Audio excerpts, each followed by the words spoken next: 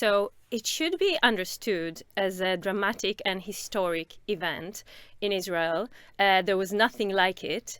These are the biggest demonstrations, the biggest protest in the history of Israel. We have 600,000 people marching on the streets, blocking highways. This is about, you need to remember, Israel is a small country, so it's about 6.6% of the population that is literally marching on the street, shouting.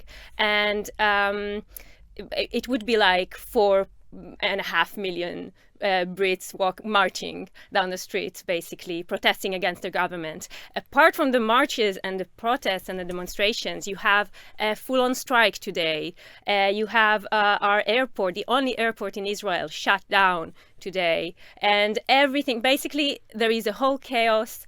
Israel is not functioning at the moment. The government that we have now in Israel is very much detached from what the mainstream, what's the consensus, what Israeli people want. And it is the most far-right government in the history of Israel by far.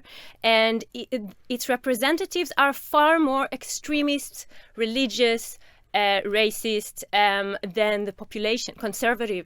So people are suddenly seeing, for many years, Israelis were doing anything not to be political, right? Especially people on the left and in the center were trying to avoid politics. And there came a moment where they couldn't anymore because they've seen this tiny but powerful minority of Jewish settlers, of religious Zionists, of ultra-Orthodox politicians, and of Netanyahu loyals just kind of collaborating to change the nature of Israel, to change the face of Israel, what it looks like, what it feels like to live there.